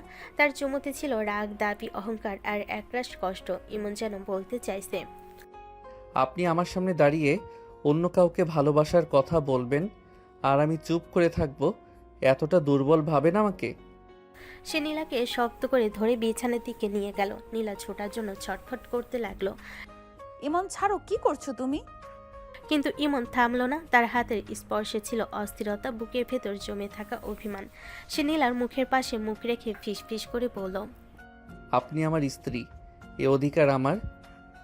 কথাটা শেষ হতে নীলার ভেতর জমে থাকা সব দ্বন্দ্ব, সব রাগ, সব ভয় একসাথে বিস্ফোরিত হলো। হিতাহিত জ্ঞান হারিয়ে নীলা এক চর মেরে বসল ইমনের গালে। ঘর নিস্তব্ধ হয়ে গেল। ইমন কয়েক সেকেন্ড স্তব্ধ হয়ে দাঁড়িয়ে রইল, তার চোখে বিস্ময়, কষ্ট আর অপমানের ছাপ। ঠিক আছে, বুঝেছি। তার গলা কাঁপছিল, কিন্তু সে আর কিছু বলল না। ধীরে ধীরে নীলাকে ছেড়ে দিয়ে দরজা খুলে বাইরে চলে গেল। দরজাটা বন্ধ হওয়ার শব্দটা যেন নীলার বুকের ভেতর আঘাত করলো। নীলা বিছানায় বসে পড়ল, হাত কাঁপছে, বুক ধরফর করছে। কি করলাম আমি? আমি তো ওকে মারতে চাইনি, কিন্তু আমি কি করব? আমি তো এখনো ভুলতে পারছি না, অতীতটা মাথা থেকে সরাতে পারছি না। ইমন তো কষ্ট পেল, এটা তো ওর অধিকার ছিল। আমি কি খুব অন্যায় করে ফেললাম? বাইরে দাঁড়িয়ে ইমন দেওয়ালে মুঠো মেরে চোখ বন্ধ করে আছে, আর ভেতরে বসে নীলা নিজের অপরাধ বোধে পড়ছে। নীলা দরজা খুলে বাইরে এসে থমকে দাঁড়ালো। মেন দরজাটা আধা খোলা, ঠান্ডা বাতাস ভেতরে ঢুকছে, পর্দা দুলছে আস্তে আস্তে। নীলার বুকটা ধক করে উঠল। নীলা মনে মনে, ইমন বাইরে চলে গেল এই অবস্থায়? চারপাশে তাকাতেই সে দেখল সিঁড়ির পাশে দাঁড়িয়ে আছে ঈশান, গম্ভীর মুখ, চোখে অদ্ভুত এক ক্লান্তি। ঈশান ধীরে বলল, কি হয়েছে নীলা? তোমাদের রুম থেকে আওয়াজ আসছিল। নীলা চুপ, মাথা নিচু, হাতের আঙ্গুলগুলো কাঁপছে। ঈশান আবার বলল, কিছু বলবে না? এভাবে চুপ থাকলে তো সমস্যার সমাধান হবে না। কিছু হয়নি। আমি ছোট নীলা, ইমনের চোখ দেখে বুঝেছি কিছু একটা হয়েছে। নীলা, সবটা মেনে নাও। ইমন ভালো ছেলে, ও তোমাকে সত্যিই ভালোবাসে। নীলার চোখ ভিজে উঠল। সে কি করবে? সে তো কিছুই মানতে পারছে না। ঈশান আবার বলল, আমিও তো সবটা ভুলে নতুন করে নিজেকে সাজিয়েছি, অতীতটা পেছনে ফেলে দিয়েছি। তুমি কেন পারছো না? নীলা এবার মাথা তুলে তাকালো, চোখে জমে থাকা অভিমান স্পষ্ট। তুমি পারলেও আমি পারছি না। চোখের সামনে তোমাকে আর ভাবিকে দেখি, তখন আরো বেশি মনে পড়ে সব। ভুলতে চাই, কিন্তু পারি না। কি করব বলো? সেদিন বাবার কথায় বিয়েটা করতে হয়েছিল। আমি তোমাকে ঠকাতে চাইনি নীলা, পরিস্থিতি এমন ছিল যে আমার হাতেই কিছু ছিল না। তার কণ্ঠে অপরাধ বোধ। ঈশান একটু থেমে নিচু গলায় বলল, স্বাভাবিক হও। ইমন যদি কোনোদিন জেনে যায় তোমার প্রেমিক আমি ছিলাম, তাহলে পরিস্থিতি খুব খারাপ হয়ে যাবে। ও ভেঙে পড়বে, আর আমাদের সম্পর্কও শেষ হয়ে যাবে। বলবো না ওকে কিছু। কথাটা বলে সে তার চোখে স্পষ্ট দ্বন্দ্ব। ঈশান তাকিয়ে রইল কিছুক্ষণ, তারপর বলল, দেরি হয়ে যাচ্ছে, ইমনকে খুঁজে আনো। ও রেগে থাকলেও তোমার অপেক্ষাই করছে। নীলা আর কিছু বলল না। ধীরে ধীরে পা টেনে নিজের রুমে ঢুকে দরজা বন্ধ করে দিল। দরজার ভেতর নিস্তব্ধতা। বিছানার এক কোণে বসে পড়ল সে। তার মাথার ভেতর ঘুরছে ঈশানের কষ্ট ভরা মুখ, আর ঈশানের কথাগুলো। একটা অতীত, একটা বর্তমান, দুটোর মাঝে দাঁড়িয়ে আছে নীলা। আর সে নিজেই বুঝতে পারছে না কোনটাকে আঁকড়ে ধরবে আর কোনটাকে ছেড়ে দিবে। অনেক গভীর রাত, ঘড়ি কাটা দুটো ছুঁই ছুঁই। বাড়ির সবাই ঘুমে ডুবে আছে। চারিদিকে অদ্ভুত নিস্তব্ধতা। দরজা খুব আস্তে করে খুলে ভেতরে ঢুকলো ইমন। চোখ দুটো লাল, মুখটা শক্ত। রুমে ঢুকে থেমে গেল। নীলা ঘুমিয়ে আছে, কিন্তু ঘুমটা শান্ত না। বালিশের এক পাশ ভিজে, চোখের কোনো শুকনো অশ্রু দাগ। ইমনের বুকটা হঠাৎ মোচড় দিয়ে উঠল। সে ধীরে ধীরে এগিয়ে গিয়ে বিছানার পাশে দাঁড়ালো। কিছুক্ষণ শুধু তাকিয়ে রইল ইমন মনে মনে।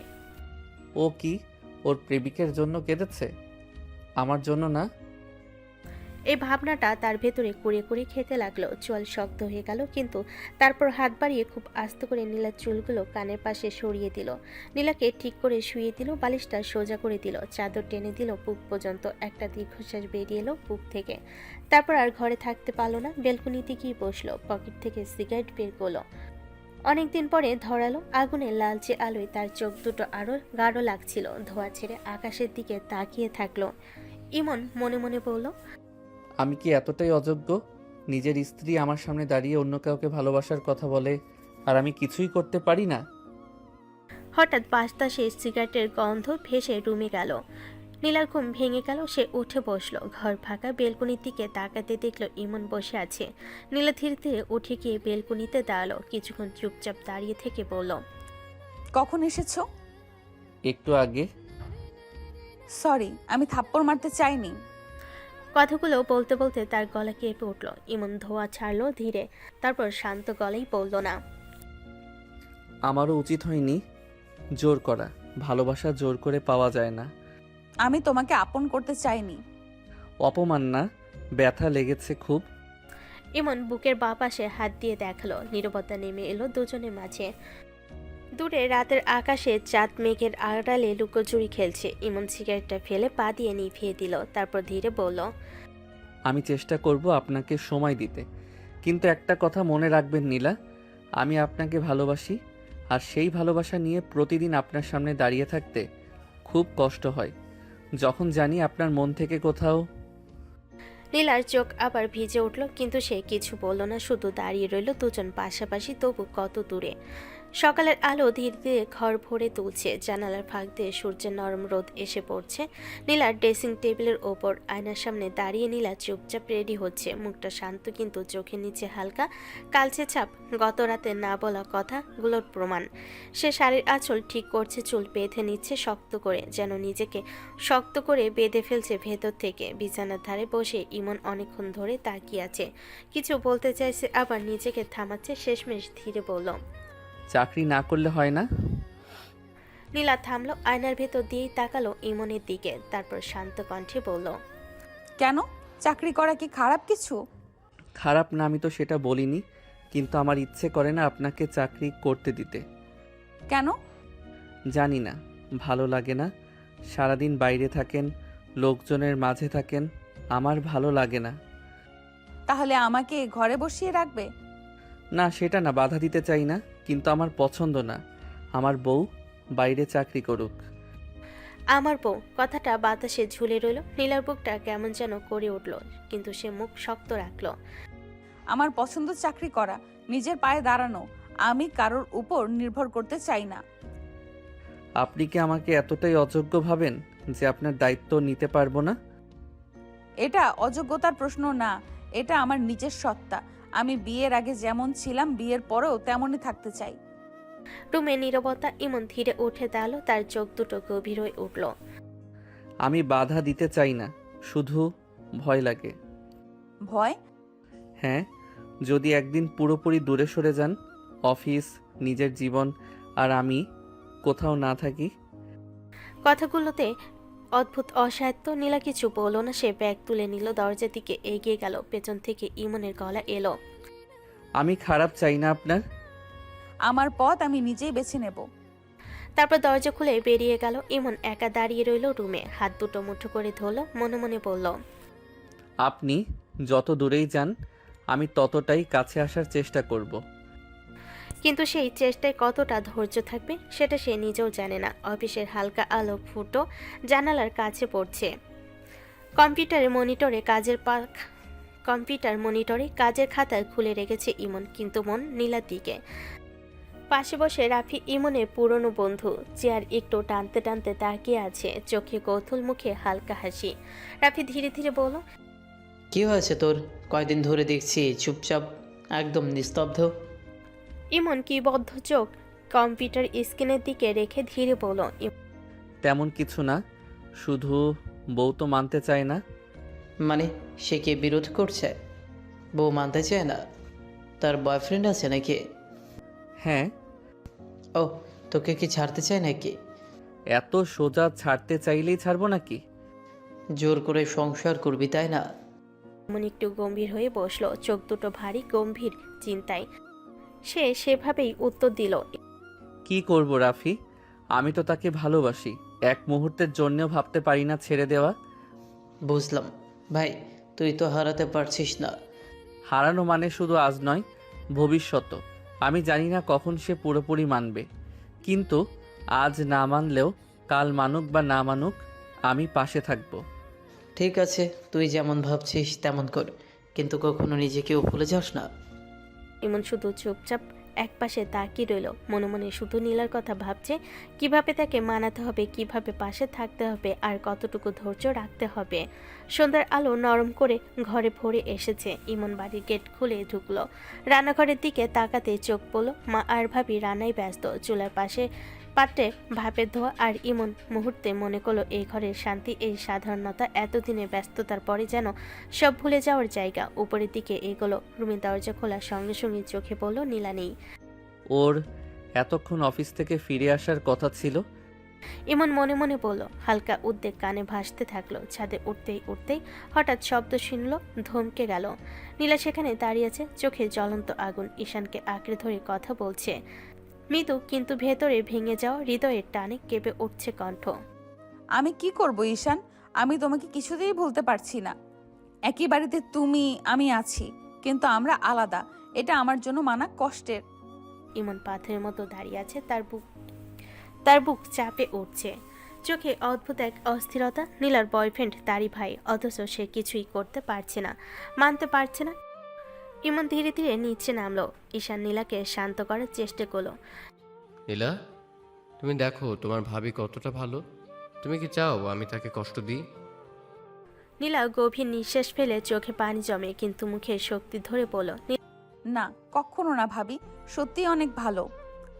তাহলে ইমনকে মেনে নাও। তোমার ভাবি যদি এসব জানতে পারে খুব কষ্ট পাবে। নীলা মাথা নিচু করে ভেতর থেকে ঝাপসে একটি হাসি ফুটলো। তারপর বলল, হ্যাঁ, আমি চেষ্টা করব, ইমনকে মেনে নেওয়ার চেষ্টা করব। আজকের কথা আর মনে রাখবো না। ছাদে বাতাসে হালকা ঠান্ডা, নীরবতা চারপাশ ভরে, আর নীলা নিজের ভেতরে টানাপোড়েন আর অদ্ভুত শান্তির মধ্যে এক ধরনের স্থিতিশীলতা খুঁজে পেতে থাকে। ইমন রুমের কোণে বসে চুপচাপ ভাবছে। নীলা ভাইয়ার প্রেমিকা। সিসি, এবার কি করব আমি? ওর কাছে যাই কিভাবে? এই জন্যই তো নীলা বলছিল না কে তার প্রেমিক। সেই কথা মনে পড়লেই বুকটা হালকা কেঁপে যায়। মনে অদ্ভুত এক উত্তেজনা আর উদ্বেগ মেশানো।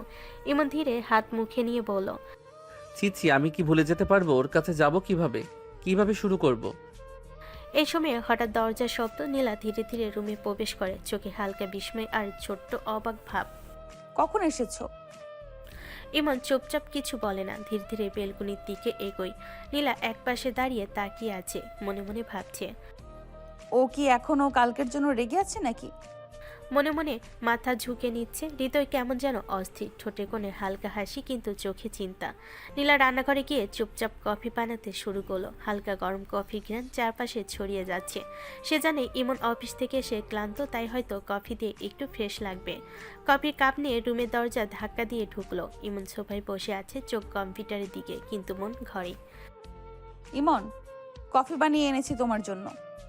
এসবের দরকার নেই। কেন? তুমি তো এখন কফিই খাও। আজ ভালো লাগছে না।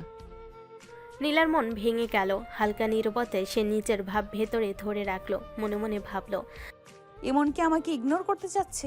কিন্তু কেন? সব সময় তো আমার সঙ্গে থাকতে চায়, সব সময় আমার কাছে আসতে চায়, আর আজ এমন আচরণ করছে কেন? নীলা কাপটা ধীরে টেবিলের উপর রেখে কিছুক্ষণ চুপচাপ দাঁড়িয়ে রইল। হৃদয়টা কেমন যেন কেঁপে উঠছে। ভয়, কৌতূহল, অস্বস্তি সব মিশে এক অদ্ভুত উত্তেজনা তৈরি করছে। ইমন সোফায় বসে চুপচাপ, চোখের কোণে ইশারা নেই, মুখ বন্ধ, অথচ নীলার চোখে যে প্রশ্নগুলো জ্বলছে সেগুলো সে স্পষ্টভাবে পড়ছে। কেন এমন করছে সে? নীলা হালকা নিঃশ্বাস ফেলে নিজের ভেতরে অস্থিরতা কিছুটা নিয়ন্ত্রণ করার চেষ্টা করে। মন বলছে ওর কাছে যাওয়া উচিত, কথা বলা উচিত, কিন্তু আজ ইমন নিজেই দূরে, নিজেই এক ধরনের রাগে ভরা। রাতের নিস্তব্ধতা ধীরে ধীরে ঘরে ভরে এসেছে। খাবার শেষে রুমে দরজা ধীরে ধীরে খুলল নীলা। চোখ পড়ল ইমন খাটের একপাশে শুয়ে আছে, হালকা চোখ বন্ধ, তবে শরীরের ভঙ্গি থেকে বোঝা যায় সে একটু আরাম করছে না, মন কোথাও অন্যদিকে। নীলা ধীরে ধীরে কদম রেখে শুয়ে পড়ল ইমনের পাশে। ঘরে আলো হালকা, আর রাতের শান্তি দুজনের মধ্যে কিছুটা উত্তেজনা তৈরি করছে। ইমন, একটা কথা বলি। কি কথা? আমাদের সম্পর্ক এমন করে রাখা ঠিক হচ্ছে না। ইমন হঠাৎ রেগে গেল, চোখে আগুন ঝলমলো করতে লাগলো। ধীরে ধীরে নীলার দিকে এগিয়ে এলো। আপনি কি আমাকে ছাড়তে চান?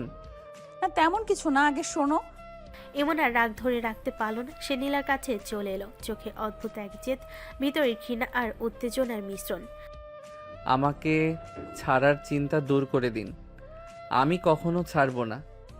নীলা হালকা নিঃশ্বাস ফেলে কিছু বলার চেষ্টা করলো, কিন্তু তার কণ্ঠ রুদ্ধ। ইমন হঠাৎ নীলার ঠোঁটে ঠোঁট ডুবিয়ে কিস করতে শুরু করলো। নীলা হতবাক হয়ে গেল। হারিয়ে যাওয়া নিয়ন্ত্রণ, অপ্রত্যাশিত স্পর্শ সব মিলিয়ে ভেতরে ঝড়। নীলা সরাতে চাইলেও ইমন ছাড়ল না, সে আরও কাছে টেনে নিল। নীলার মনে মনে বলল, আমি তো সব ঠিকঠাক করতেই এসেছিলাম, কিন্তু ইমন ভেবেছে সব শেষ করব, তাই রাগের কিস করছে। নীলা কিছু বলতে পারলো না, নিঃশ্বাস কাঁপছে, হৃদয় দ্রুত ধাক্কা খাচ্ছে। ইমন আস্তে আস্তে তার স্পর্শ বাড়ালো, আদরের ছোঁয়া দিয়ে নীলাকে ধীরে ধীরে ভেতরে ভেঙে দিতে চাইলো। নীলা চুপচাপ প্রতিরোধ করতে চাইলো, ভেতরে অদ্ভুত আনন্দ আর উত্তেজনায় ঝলকটাকে নিয়ন্ত্রণ রাখতে পারলো না। ইমন নীলাকে আরও কাছে টেনে নিয়ে শাড়ি খুলে ফেললো, তারপর সারা শরীরে কিস করতে লাগলো। নীলা উত্তেজনায় কেঁপে উঠলো। ইমন থেমে থাকলো না, তার স্পর্শ বাড়িয়ে দিতে লাগলো। আস্তে আস্তে ডুবে গেল নীলার মাঝে। নীলার কথা আর শোনা হলো না তার। সকালের সূর্য ধীরে ধীরে ঘরের ভেতর ঢুকছে, হালকা আলো পড়ে ইমনের মুখে। চোখ খুলতে সে চমকে যায়। নিজের পাশে শুয়ে থাকা নীলা, শরীরে কিছু অংশ ঢাকা আছে, কিন্তু পোশাক দুজনেরই নিচে পড়ে রয়েছে। হঠাৎ সবকিছু স্মৃতির ঘূর্ণিতে ফিরে আসে রাতের ঘটনাগুলো। আর কোনোভাবেই পরিষ্কার মনে নেই। ইমন ধীরে ধীরে পেছনে বসে, মুখে হাত নিয়ে চুপচাপ মনে মনে বলছে, আমি কি করে ফেললাম? নীলা তো আমাকে ছেড়ে দিবে এবার। হঠাৎ নীলা চোখ খুলে ইমনের দিকে তাকায়। ইমন ভয়ে ভয়ে হাত তুলে বলে, সরি, আমি বুঝতে পারিনি এমন কিছু করে ফেলবো। আর হবে না, ক্ষমা করে দিন। নীলা চুপচাপ, কোনো উত্তর নেই, শুধু চোখে অদ্ভুত শীতলতা। ধীরে ধীরে চাদর সরিয়ে নিজেকে ঢেকে নেয়। তারপর নীরব হেঁটে দাঁড়ায়, শাড়ি হাতে নিয়ে ওয়াশরুমের দিকে চলে যায়। এমন সেই দৃশ্য দেখে স্তব্ধ, হৃদয় কেঁপে উঠছে, বুক ধাক্কা খাচ্ছে। মনে মনে সে বলছে, আল্লাহ, আমি কি করব? যদিও ছেড়ে যায় আমি তো মরে যাব। সকালে সেই নীরবতার রুমের কোণে পড়ে থাকা আলো এবং নীলার চুপচাপ চলার ধাক্কা সব মিলিয়ে ইমনে মনে এক অদ্ভুত আতঙ্ক আর দুশ্চিন্তার ঝড় তুলে দেয়। সে বসে রইল, হাত দুটি মাথার উপর, মনে মনে বারবার নিজেকে দমাতে চাইল। কিছুই করা যাবে না, শুধু অপেক্ষা করতে হবে, শুধু প্রার্থনা করতে হবে। নীলা গোসল শেষ করে শাড়ি পরে রুমে প্রবেশ করল। ঘরের হালকা আলোয় সে ধীরে ধীরে এগিয়ে আসছে। এমন চোখ খুলে তাকালো, হঠাৎ চমকে উঠল, তারপর লজ্জার অপরাধ বোধে চোখ নামিয়ে ফেলল। মনে মনে নিজের প্রতি রাগ আছে, ভীতিও আছে। নীলা একটু ভুরু কুচকিয়ে, কি হয়েছে? চোরের মতো কেন করছো ইমন? প্লিজ রাগ করবেন না, রাতে আমি নিজের অজান্তেই জোর করে ফেলেছি আপনাকে। আমি চাইনি এমন করতে। আমি কি রাগ করেছি তাহলে? আমাকে ছাড়বেন না তো? না। সত্যি ছেড়ে দিবেন না তো? কেন ছেড়ে দিলে খুশি হবে? কখনো না, ছেড়ে দিতে চাইলেও আমি কখনো ছাড়বো না। নীলা চুপচাপ মাথা নিচু করে রুমের অন্যদিকে এগোলো। ইমন ধীরে ধীরে উঠে গোসলের জন্য বাথরুমের দিকে চলে গেল। ঘরের ভিতর এখন শান্তি নেমে এসেছে, কিন্তু দুজনের মনে এক ধরনের অদ্ভুত উত্তেজনা আর টানাপোড়েনের অনুভূতি রয়ে গেছে। নীলা চুপচাপ নিচে নেমে আসে, রান্নাঘরের দরজা ধাক্কা দিয়ে খুলে মা এবং ভাবির পাশে গিয়ে দাঁড়ায়। মা, ভাবি, আজকে আমি সাহায্য করি রান্নায়। ঠিক আছে, কিন্তু তোমার অফিস নাই? আজ যাব না। সকালের হালকা রোদের আলো ঘরে ঢুকে এসেছে। ঘরের চারপাশে ভোরের শান্তি আর রান্নাঘরে গরম খাবারের সুগন্ধ ভর করেছে পুরো বাড়ি। নীলা ধীরে ধীরে রান্নাঘর থেকে নাস্তার প্লেটগুলো হাতে নিয়ে আসে। সে প্রত্যেকের সামনে সাজিয়ে রাখে। মা, ভাবি, ইমনের ভাই সবাইকে খেতে দেয়। তার চোখে কোনো উদাসীনতা নেই, বরং পরিপূর্ণ মনোযোগ এবং সৌজন্যের ছোঁয়া আছে। ইমন বসে নীলাকে লক্ষ্য করে, তার চোখে অদ্ভুত জ্বালা মিশ্রিত এক ধরনের দুঃখ। নীলা যত আন্তরিকভাবে সবাইকে খেতে দিচ্ছে, ইমন মনে মনে ভেঙে যাচ্ছে। সে চুপচাপ নিজের ভেতরে ভাবগুলো অনুভব করে। নীলা, তুমি কি এখনো ভাইকে ভালোবাসো? তার কাছে কি এখনো তোমার হৃদয় ঝুঁকে আছে, নাকি শুধু আমি তোমার কাছে এখন স্বামী মাত্র? আমি কি কখনো তোমার চোখে সেই পুরনো আবেগটা দেখতে পারবো? ইমন নীরবতার মধ্যে খেয়াল করে নীলার হালকা হাসি, চোখের মৃদু ঝলক, যত্নের ছোঁয়া। সবাই যেন তাকে এক অদ্ভুত দ্বন্দ্বে ফেলে। মনে মনে সে কেবল দাঁড়িয়ে থেকে চুপচাপ নীলার প্রতি মিশ্র অনুভূতি স্রোত অনুভব করছে। নীলা তার কাজ শেষ করে একটু দূরে দাঁড়িয়ে ইমন আর ঈশানকে এক নজর দেখে। ইমন কেবল তাকিয়ে থাকে, মনে মনে নিজেকে প্রশ্ন করতে থাকে, আমি কি পারবো নীলাকে পুরোপুরি জয় করতে, নাকি এই অন্তরালের দূরত্ব চিরকাল থাকবে?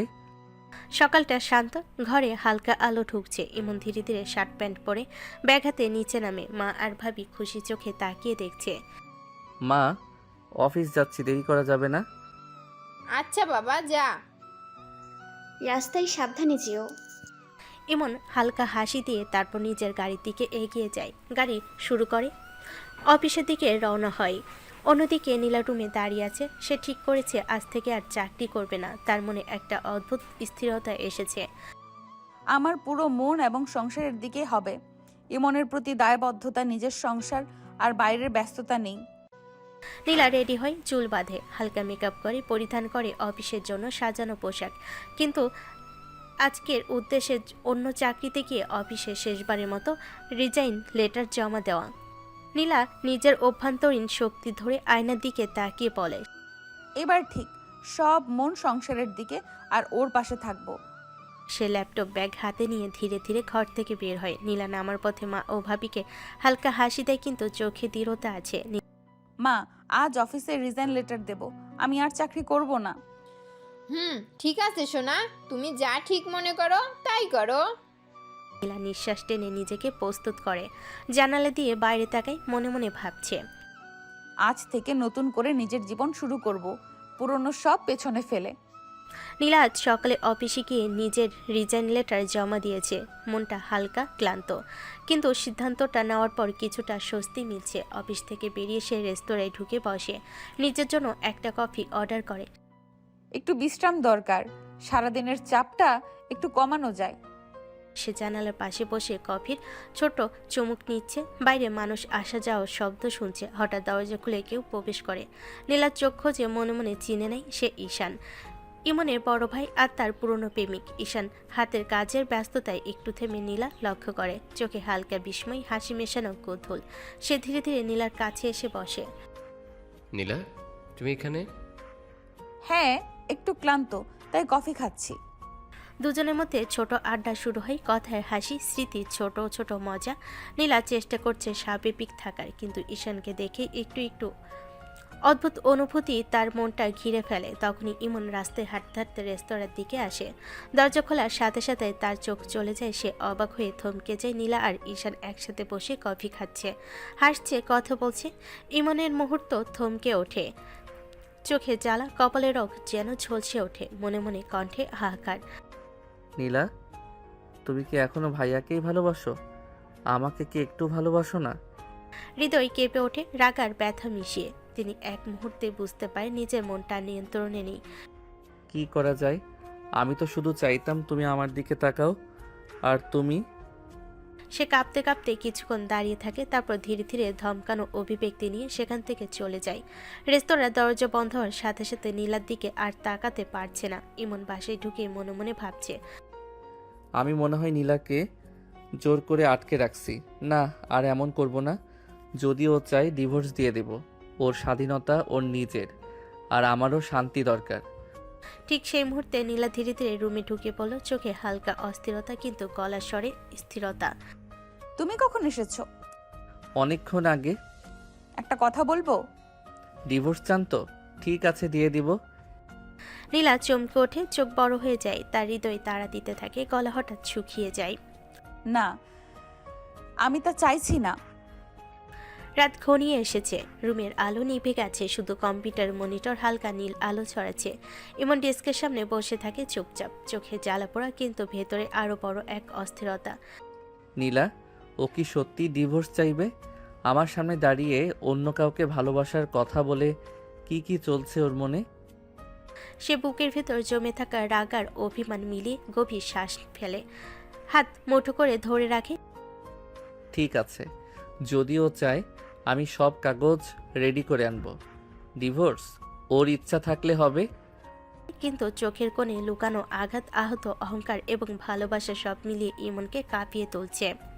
সে জানে এটা শুধু কাগজের লড়াই নয়, নীলা যে সিদ্ধান্ত নিক তার পাশে থাকতে হবে। যতটা কষ্টই হোক, যতটা যন্ত্রণা, যতটা অপমান, আমি পারবো। কারণ ও আমার স্ত্রী, ওর চাওয়াই সব। তুমি চাইলে ডিভোর্স, আমি আছি, আমি সব রেডি করে আসবো। কিন্তু যত দূরে যাও আমি তোমার কাছাকাছি থাকার চেষ্টা করব। ঘরের নিস্তব্ধতা যেন আরো গভীর হয়ে আসে। বাইরের বাতাসে হালকা ঠান্ডা, কিন্তু ইমনের বুকের ভেতরে আগুন, রাগার ভালোবাসা মিশে এক অদ্ভুত তীব্র আবহ তৈরি করছে। ইমন ধীরে ধীরে উঠে কম্পিউটার খাতা বন্ধ করে দেয়, হাত থেকে নোটপ্যাড সরায়, মনে মনে সিদ্ধান্ত নেয়। কাল সকালে নীলা চাইলে সব শুরু হবে, কিন্তু আমি প্রস্তুত নীলাকে হারাতে না। পরের দিন সকাল, রুমে দরজা খোলা থাকে। নীলা চেয়ার ধরে বসে আছে, চায়ের কাপ হাতে। ইমন ধীরে ধীরে কাগজ হাতে রুমে প্রবেশ করে। চোখে লুকানো অস্থিরতা, হাতে রাখা কাগজ যেন তার সব ভেতরের দ্বন্দ্বকে প্রকাশ করছে।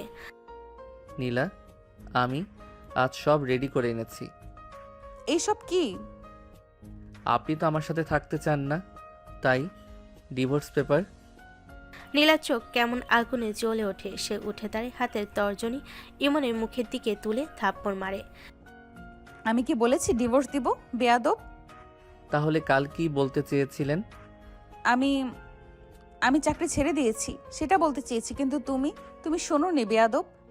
ইমন হঠাৎ এগিয়ে আসে, নীলার হাতে হাত দিয়ে জড়িয়ে ধরে, চোখে অনুতাপ, কণ্ঠে কোমলতা। সরি সোনা, আমি রেগেছিলাম, মনে করেছি ডিভোর্স দিবে, তাই তো রেগে ডিভোর্স লেটার এনেছি। নীলার চোখে জল, ঠোঁট কামড়ায়। রাগ আর ভালোবাসা একসাথে ঝরছে। ইমনের চোখে অস্থিরতা, কিন্তু হাতে শক্তি দিয়ে ধরে রাখছে। আমি চাই না তোমাকে হারাতে। তুমি কখনো বুঝবে না আমি কতটা কষ্টে আছি। রাতের হাওয়া নরম, ঘরের আলো কিছুটা ঝিমিয়ে গেছে। নীলার চোখে রাগ আর কষ্ট নিয়ে চেয়ার ধরে বসে আছে। ইমন ধীরে ধীরে এগিয়ে আসে, চোখে শুধু একটিমাত্র অনুভূতি, ভালোবাসা। সোনা, নীলা তাকিয়ে আছে, চোখে অগ্নিশিখা, কিন্তু ভেতরে এক অদ্ভুত উচ্ছ্বাস। ইমন নীরবভাবে নীলাকে কোলে তোলে। সরি সোনা, আর তোমাকে কষ্ট পেতে দিব না। তোমার সব কষ্ট, সব রাগ আমি ভালোবেসে দূর করে দেব। ইমন তুমি। ইমন ধীরে ধীরে নীলাকে বিছানায় শুয়ে দেয়, হাত জড়িয়ে ধরে চোখের দিকে তাকিয়ে থাকে। নীলা চোখ বন্ধ করে শান্তি খুঁজতে চায়, কিন্তু রাগ আর ভালোবাসা মিলেমিশে আছে। সব ঠিক হয়ে যাবে, চিন্তা করো না, আজ শুধু আমাদের দিন। ইমন নীরবভাবে নীলার কপালে চুম্বন দেয়, তারপর আস্তে আস্তে গলার কাছে মুখ মিলাই, বুকে ব্যথা রেখে চুম্বন করে। ধীরে ধীরে নীলা অনুভব করে সব কষ্ট, সব রাগ ধীরে ধীরে ভেঙে যাচ্ছে। দুই হৃদয় এক হয়ে যাচ্ছে, চোখে চোখ রেখে শুধু অনুভব করছে একে অপরের ভালোবাসা।